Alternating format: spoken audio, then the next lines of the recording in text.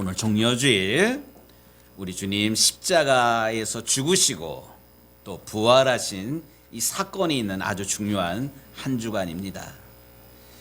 우리 기독교의 핵심은 아까도 말씀드렸지만 예수님의 십자가와 부활 사건이 있는 그런 종교가 바로 우리가 믿는 기독교입니다. 십자가 사건이란 예수님이 우리들의 모든 죄를 대신하여 죽으셨다. 대신 죽는다. 이 세상에 대신 죽는 사람이 어디 있습니까? 대신 벌 받는 사람은 혹시 있을지 몰라요. 하지만 대신 죽는다는 거 이거 불가능해요. 또 부활 사건이라는 것은 그 죽으신 예수님이 사흘 만에 3일 만에 다시 살아나심으로 우리 예수님이야말로 하나님의 아들, 우리의 구원자 그리스도가 되었다는 것을 증거하는 사건이 바로 부활 사건입니다. 우리가 믿는 이 시대에도 다른 종교들이 있어요. 불교가 있고 유교가 있고 요즘 뭐 이슬람교들도 많이 늘어나는 것 같은데 그런 종교에서는 감히 흉내내지 못하는 그런 사건입니다. 만약에 기독교에 십자가와 부활 사건이 없다면 우리가 믿는 기독교 신앙은 그야말로 공허한 집단이고 거짓 철학에 불과할 것입니다. 그래서 저는 담임 목사로서, 유정교회 담임 목사로서 우리 사랑하는 우리 성도들에게 우리가 믿는 기독교 신앙의 핵심인 예수 그리스도의 십자가에 대한 말씀을 오늘 선포하고자 합니다. 예수님께서는 왜 십자가를 지셔야만 했는가? 왜 도대체 예수님은 왜 죽으셔야만 했는가? 이러한 질문입니다. 세 가지로 한번 좀 생각해 보려고 그러는데, 첫 번째는 우리 인간이 짓는 죄가 얼마나 심각한 것인가를 이 십자가에 죽을 수밖에 없는 그 사실을 통하여서 알 수가 있습니다.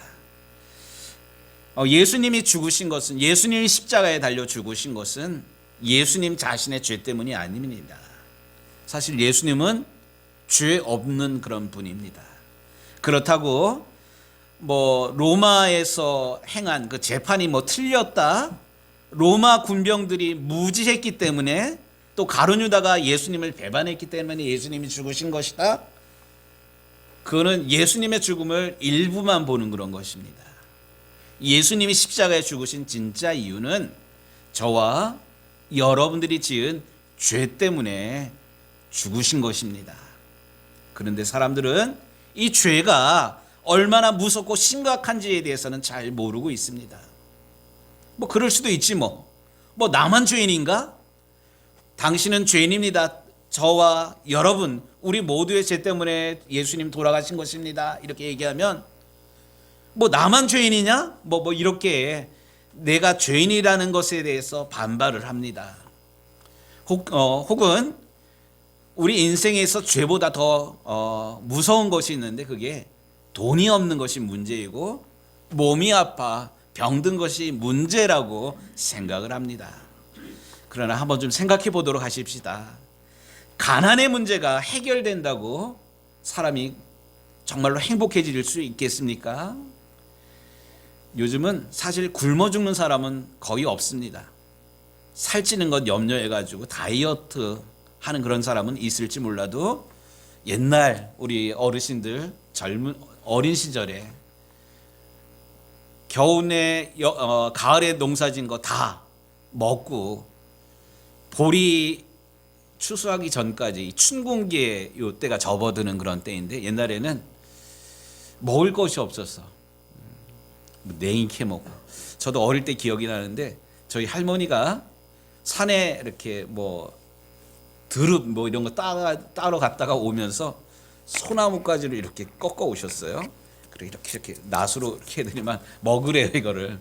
이걸 왜 먹냐고 그랬더니만 이거 옛날에 다 먹었던 거래요. 먹고 안 먹는다고 막 이랬어요. 그러니까 우리 어르신들, 할머니들 옛날엔 먹고 싶어도 먹지 못했던 그런 시절이 있어요. 근데 요즘은 안 그러잖아요. 냉장고에 보면, 또 그 음식물 버리는 데 보면 그냥 나가는 음식들 있잖아요. 먹지 못해서 이렇게 죽는 그런 사람 거의 없습니다. 그런데도 사람은 자신이 불행하다고 생각하는 사람들이 행복하다고 생각하는 사람보다 더 많습니다. 이런 생각들이 자꾸 사로잡히면 우울증에 걸리고, 또 자살하는 사람들이 그 옛날 가난했던 시절보다 더 많아진 것이 오늘날 우리 인생의 우리의 문제입니다. 가난이 불행의 진짜 문제가 아니라는 이야기입니다. 오히려 가난해도 행복하게 사는 사람이 진짜로 있습니다. 건강하지 못하거나 장애가 있어도 구원받고 행복하게 사는 사람이 실제로 있습니다. 곧 사람들이 행복을 잃어버리고 구원을 잃어버린 진짜 이유는 가난이나 병듦의 그런 문제가 아니라 죄 때문이라는 사실입니다. 그런데 사람들은 자신이 죄인이라는 사실을 인정하려 하지 않습니다. 실제로 제가 전에 이제 제천제일교회라고 제법 큰 교회에 다녔는데, 그 목사님이 이 사순절 기간 동안 죄에 대한 설교를 계속하니까 이 속회 모임에서 실제로 이 피드백이 왔는데, 그러지 않아도 스트레스 받고 그러지 않아도 힘든데 왜 교회 가면 자꾸만 죄인이라고 이렇게 얘기하냐, 부담스러워가지고 교회 못 나가겠다, 뭐 이런 피드백이 실제로 있었어요. 또 이렇게 빈정됩니다. 죄가 무겁다고? 나는 이렇게 아무런 죄책감이 없는데? 무겁다면 도대체 죄의 무게가 얼마나 되는 거야? 뭐 이렇게 얘기를 합니다. 여러분 한번 생각해 보십시오. 죽은 사람에게 50kg, 80kg, 100kg를 올린다고 이 죽은 사람이 무거우니까 치워달라고 그럽니까? 아니요, 안 그래요. 영이 죽었기 때문에 죄의 무게가 얼마나 무거운지를 모릅니다. 에베소서 2장 1절 말씀해 보니까 죄 때문에 영이 죽었기에 하나님도 마귀도 천사도 천국과 지옥도 영적인 것에 대해서 전혀 무지하다라고 이야기하고 있습니다. 또 어떤 사람들은 이렇게 얘기를 합니다.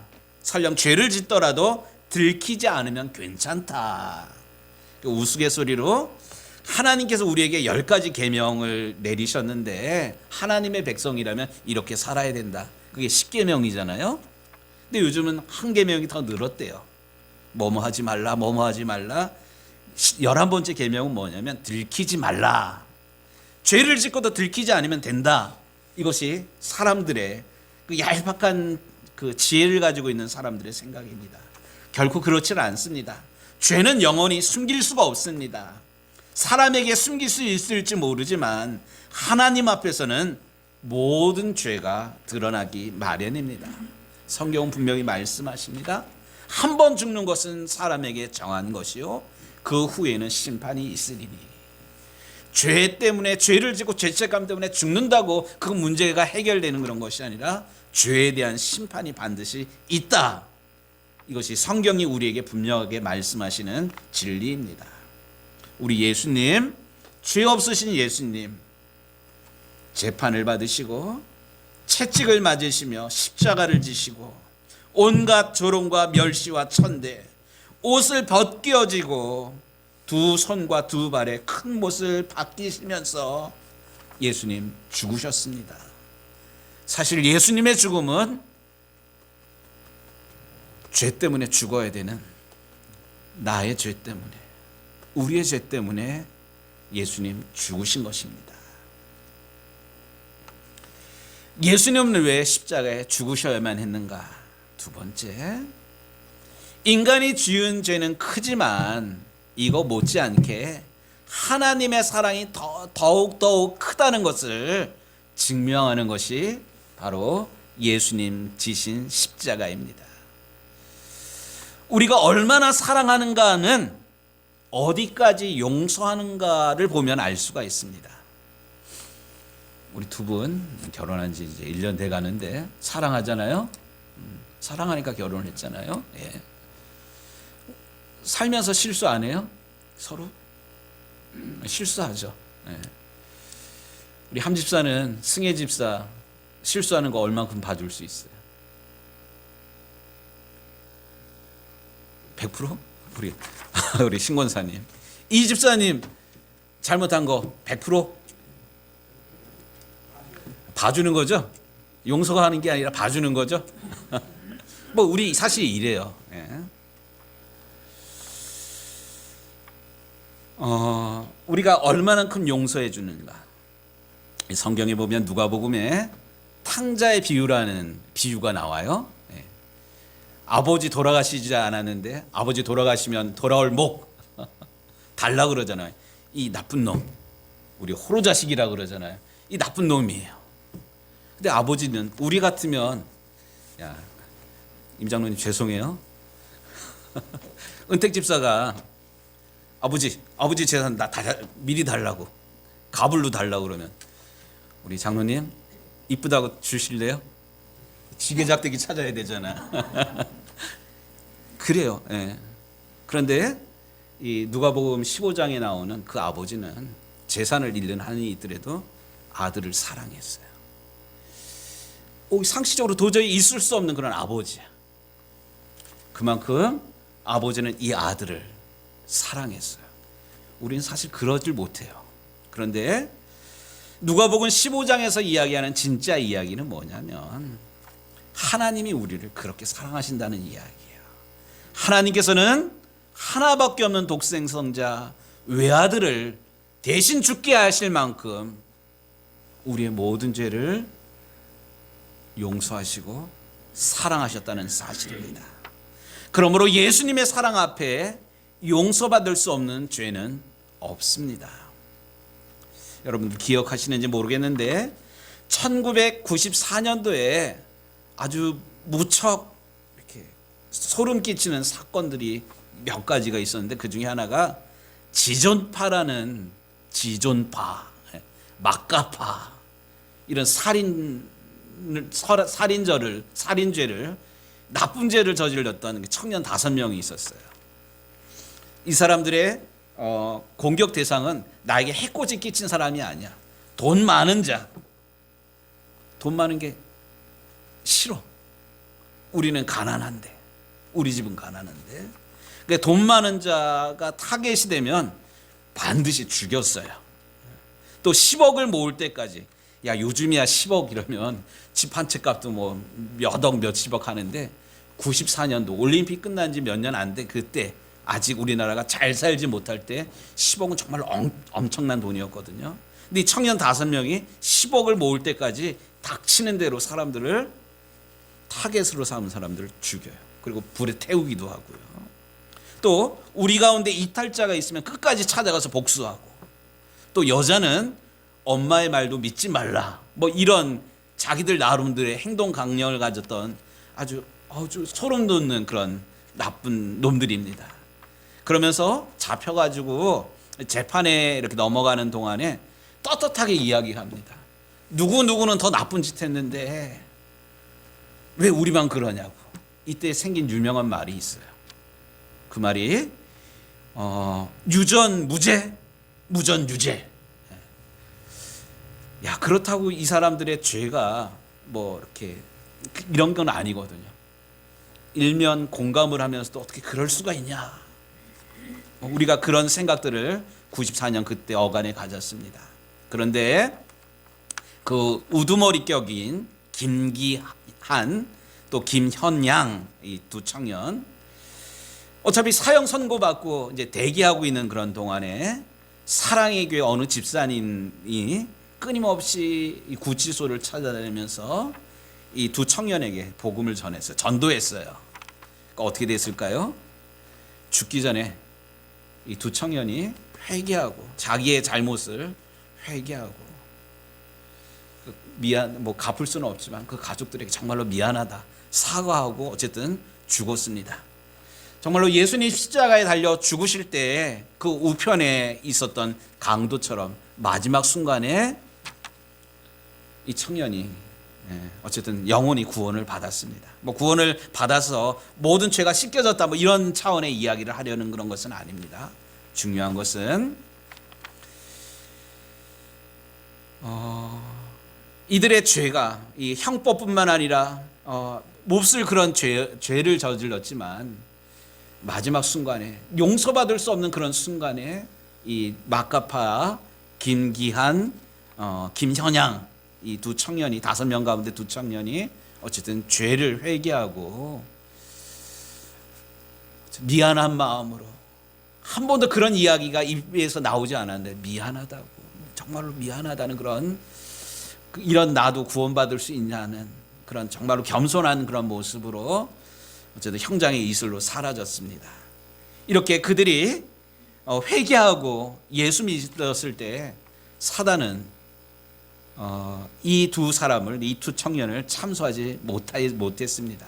결국 하나님의 사랑이 감당 못할 죄가 이 세상 가운데는 아무도 없다라는 그런 이야기입니다.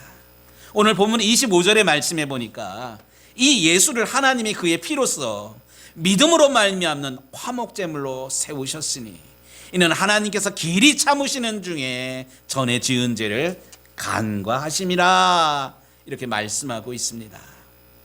하나님은 죄를 짓고 하나님을 떠난 사람을 향해서도 길이 참으시는 사랑의 하나님이십니다. 길이 참는다. 끊임없이 참는다. 끝까지 참는다. 또 우리 예수님께서 당신을 잡으러 온 그 로마 병정들과 그 무리들 가운데 한 사람 말고라는 사람의 귀를 베드로가 귀를 잘랐을 때 예수님 말고에 떨어진 귀를 붙여주면서 하신 말씀이 있어요. 그것까지도 참으라. 이것까지도 참으라. 길이 참으라. 끝까지 참으라. 이렇게 말씀하셨습니다. 이 길이 참으라는 것은 끝까지 참으라는 것은 예수님이 대신 죽기까지 우리를 사랑하셨고 우리를 용서하셨다라는 말씀입니다. 물론 사람들도 사랑을 합니다. 서로 사랑하기 때문에 서로 사랑하고 사랑이 클 수가 있어요. 이런 말이 있습니다. 사랑하는 젊은 남녀가 사랑을 하면 눈에 뵈는 게 없어요. 콩깍지 씌인다 그럽니다. 콩깍지 씌어서 부모가 반대해도 결혼합니다. 그리고 혼인하면서 결혼하면서 혼인서약을 합니다. 혼인서약의 내용이 어떤 내용입니까? 가난하거나 부하거나 병들거나 건강하거나 이 사람을 나의 지아비로 삼아 나의 아내로 삼아 끝까지 사랑하겠습니다.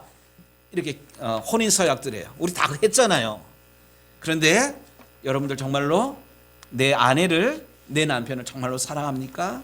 가난하거나 부하거나 병들거나 또 건강하거나. 그러나 실제에 있어서 긴 병에 효자 없고 긴 병에 장사 없듯이 가난이 길어지면 길어질수록 내가 미쳤지, 내 선택이 바보야 이럽니다.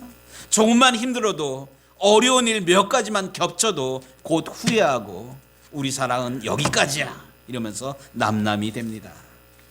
이게 사람의 사랑이에요. 우리 인간의 사랑이고 우리가 하는 사랑의 모양입니다. 그러나 우리를 향한 하나님의 사랑은 변하지 않으십니다.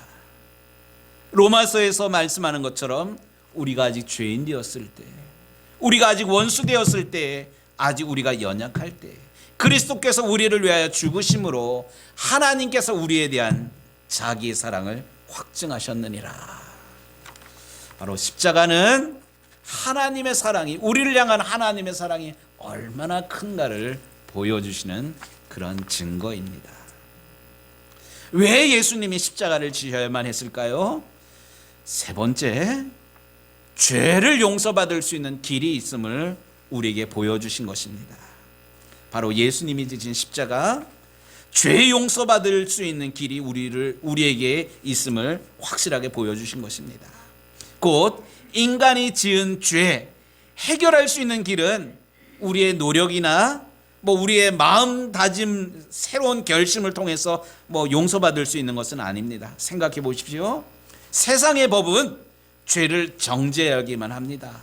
또 다른 법을 만들고 경찰 숫자를 늘리고 곳곳에 카메라, 교도소, 파출소를 짓습니다. 지난주에 뉴스 보면서 대부분 다 운전을 할 텐데 그전에는 카메라가 있으면 카메라 앞에만 가가지고 이렇게 속도를 줄이면 안전한 줄 알았어요. 근데 4월 1일 어제부터 카메라 뒤에 또 카메라를 놨어요. 왜냐하면 지나간 다음에 속도 내면 찍혀요. 이게 세상 법이에요. 누가 죄를 짓는지 살피려고 곳곳에 카메라를 설치를 하고 범죄자를, 범법자를 살피는 것이 세상의 제도예요. 그런데 생각해 보십시오. 그런다가 죄가 줄어들고 그런다고 죄 문제가 깨끗하게 해결됩니까? 아닙니다. 어떤 사람은 죄를 짓고 돈으로 해결하면 된다고 생각을 합니다. 이 돈으로 해결한다. 이 합의금입니다. 손해에 대한 책임을 지면 된다. 이렇게 말합니다. 하지만 민사상으로 그 합의금을 통해서 죄 문제를 해결하지만 그 사람이 지은 죄가 완전히 없어지는 것은 아닙니다. 어떤 사람은 착한 일을 많이 하면, 선행을 많이 하면, 적선을 많이 하면 지은 죄가 씻음받는다고 생각을 합니다. 정말로 그럴까요? 지난주 또 뉴스를 이렇게 들으니까요, 서울 도봉산 밑에 있는 어느 식당에서 살인사건이 있었어요. 그런데 그 살인사건의 그 내용을 가만히 보니까 이 도봉산 아래에 있는 어느 큰 절에서 부엌일, 이 절의 부엌일을 오랫동안 하면서 다른 사람을 섬겼던 그런 어떤 여인인 것 같아요. 그런데 마음을 내려놓고 오랫동안 섬겼는데 고참이 계속 갈궜대요. 계속 무시하고 그러대 가지고 참지 못해 가지고 식당에서 밥 먹다가 뭐를 했는데 어쨌든 죽인 거야. 사람이 착한 마음을, 또 착한 일을, 선행을 많이 한다고 죄의 문제가 씻어지는 건 절대로 아닙니다. 중세 때 중세 교회에서는 죄의 문제를 해결하려면 고행을 하면 된다, 이런 가르침이 있었어요. 고행, 내 몸을 학대하는 거예요. 그래서 예수님께서 빌라도에게 재판을 받으실 때 예수님이 걸어 올라왔던 빌라도 법정에 계단이 있어요. 그런데 콘스탄티누스가 기독교를 공인한 이후에 그의 어머니 헬레나가 예루살렘에 갔다가 그 빌라도의 법정에 계단을 띄어가지고 로마로 가져갔습니다. 로마에 가가지고 그 성 헬레나, 어머니의 이름을 이렇게 단 성당, 성 헬레나 성당에 그 계단을 설치를 했어요. 근데 중세 교회에서는 뭐라고 가르쳤냐면 예수님이 걸으신 그 길, 예수님이 재판받기 위해서 올라왔던 28개의 계단을 무릎 꿇고 올라가면 우리의 모든 죄가 씻김 받는다, 뭐 이런 가르침이 있었나 봐요. 그래서 28개의 계단을 무릎 꿇어서 올라가요. 또 이것이 성에 차지라니까 이 계단에다가 뭐를 뿌려놨냐면 유리가루를 뿌려놓고 계단을 한 계단 한 계단 오르면서 우리 주님 얼마나 아프셨을까, 우리 주님 나 때문에. 종교개혁을 일으켰던 마르틴 루터도 이 성 헬레나 성당에 28개의 계단을 오르면서 내 탓입니다, 내 탓입니다, 내 탓입니다 이러고 올랐는데, 아무리 이것을 사순절마다 하더라도, 골백번 하더라도 이 죄의 문제를 스스로 해결받을 수가 없었습니다. 그러다가 마르틴 루터가 깨달은 게 있어요. 이런 고행을 통해서, 어떤 예식을 통해서 우리가 구원을 받는 것이 아니라 오직 의인은 믿음으로 말미암아 구원을 받느니라. 예, 그렇습니다. 고행이나 선행이나 다른 어떤 것을 통해서 우리가 지은 죄를 씻음받을 길은 없습니다. 오직 예수님의 십자가 외에는 우리가 지은 죄의 문제를 해결할 길이 없습니다. 인간의 어떤 노력, 선행, 어떤 조직을 통해서 우리가 구원을 받는 것이 없습니다. 오늘 말씀 24절 말씀을 다시 한번 보시도록 하십시다. 그리스도 예수 안에 있는 성령으로 말미암아 하나님의 은혜로 값없이 의롭다 하심을 얻은 자 되었느니라. 예수 안에 있는 성령으로 말미암아 하나님의 은혜로 우리가 구원을 받았습니다. 죄 지으면 누구나 사실 죽어야만 합니다. 피 흘림이 없은즉 사함이 없느니라.